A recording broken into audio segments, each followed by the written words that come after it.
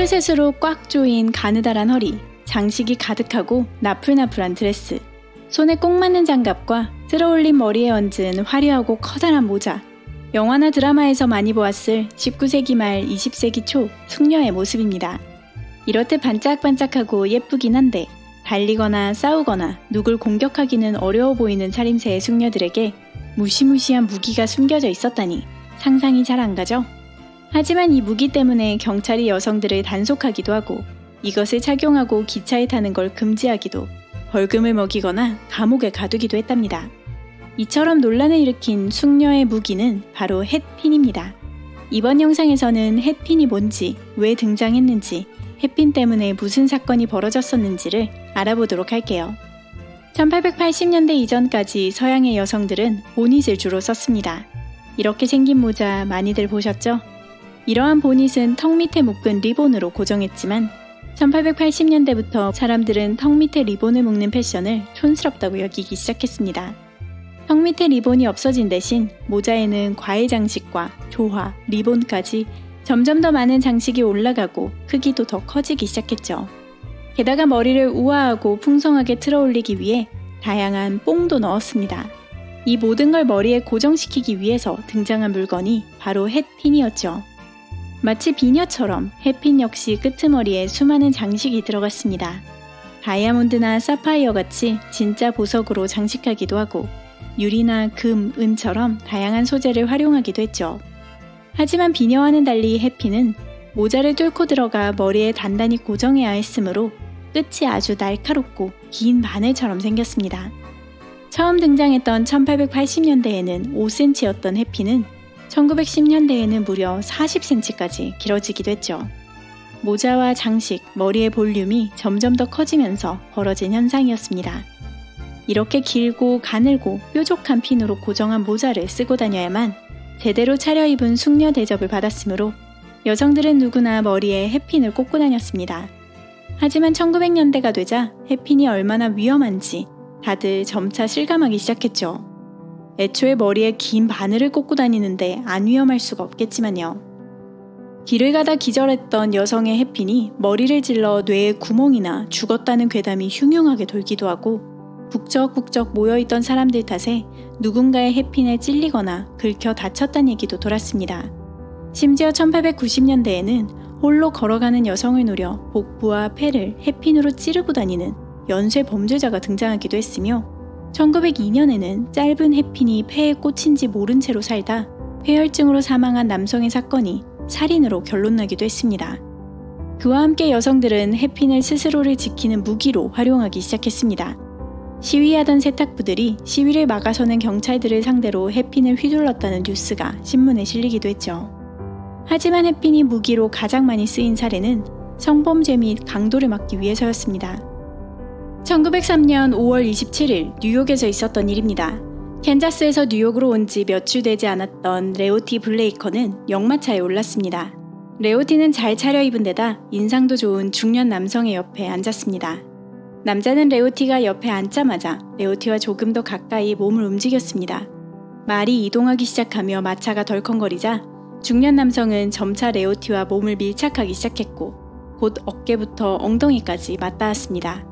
사람으로 가득한 마차 안에서 레오티는 최대한 몸을 피했지만 그는 곧 팔을 레오티의 엉덩이 쪽으로 쭉 뻗어 마치 레오티를 감싸 안는 듯이 두었죠.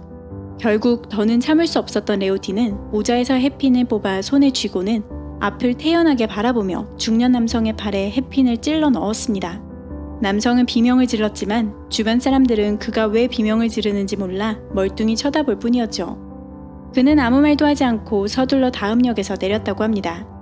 레오티 블레이커는 햇핀이 범죄자를 퇴치하는데 최고의 무기라며 이전에는 홀로 숲을 지나는데 나타난 강도의 얼굴에도 햇핀을 찔러 넣어 무찔렀다고 이야기했습니다. 이 일로 레오티는 전국적 유명인사가 되기도 했죠. 이처럼 햇핀의 무기로서의 쓰임새가 얼마나 널리 알려졌는지 1904년에 발표된 아서 코난 도일의 셜록 홈즈 시리즈 중 하나인 애비 그레인지 저택에서는 남편이 아내를 폭행하며 아내의 햇핀으로 몸을 찔렀다는 이야기가 나오기도 합니다.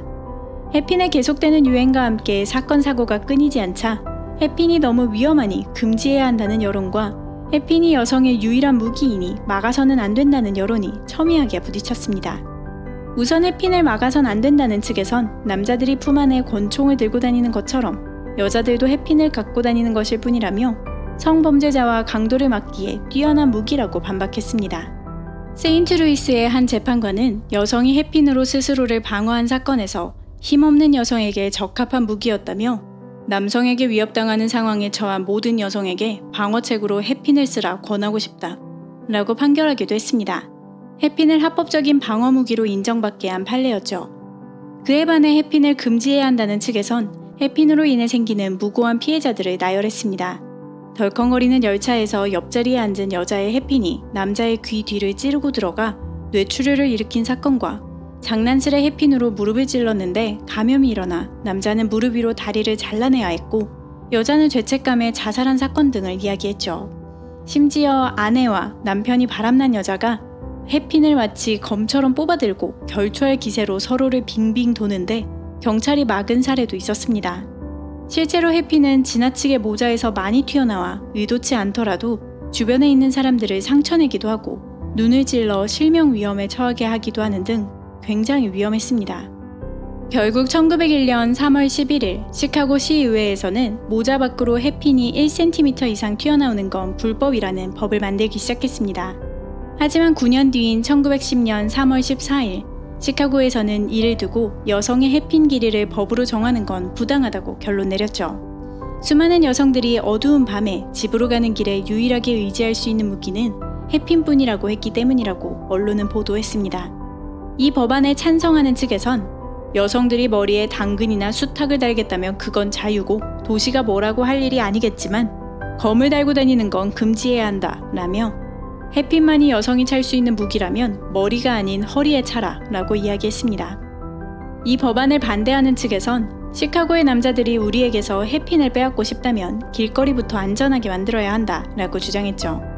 그리고 7일 뒤인 1910년 3월 21일 시카고 시의회는 68대 2의 투표 결과로 해핀을 금지시켰습니다. 해핀의 끝에 마개를 달았다 해도 모자 밖으로 튀어나왔다면 불법이었고 벌금은 최대 $50였습니다. 시카고를 시작으로 해핀을 금지하는 법은 여기저기로 퍼져나갔습니다. 프랑스에서도 독일에서도 해핀의 불법화 논의가 활발했고 1913년 오스트리아에서는 마개 없는 해핀을 착용한 여성은 기차 탑승이 금지되었죠. 1912년 11월 19일 호주의 시드니에서는 무려 75명의 여성들이 해핀을 꽂고 시위를 벌였고 곧장 체포되었습니다. 시드니에서 가장 부유한 집안 출신의 여성들도 포함되어 있던 이들은 머리에 해핀을 꽂은 죄로 벌금을 내느니 감옥으로 가겠다 하여 남성들을 충격에 빠뜨리기도 했습니다. 당시 기사를 보면 이러한 혼란이 잘 느껴집니다. 귀여운 턱 아래에 모자를 끈으로 묶으면 될 일인데 도대체 이들은 왜 해핀 같은 사소한 물건의 제재에 이렇게 깊이 분노하는지 우린 남자인지라 도무지 이해할 수가 없다. 해핀을 둘러싼 이러한 논쟁은 1914년 제1차 세계대전이 터지자 점차 사라지기 시작했고 위대한 개츠비로 잘 알려진 1920년대에 플래퍼 패션이 유행하며 완전히 사라져버렸습니다. 화려하게 차려입은 레이디의 커다란 모자에 꽂힌 단순한 장식인 줄 알았던 해핀에 이렇게 많은 사건과 논란이 뒤엉켜 있다니 참 흥미롭죠?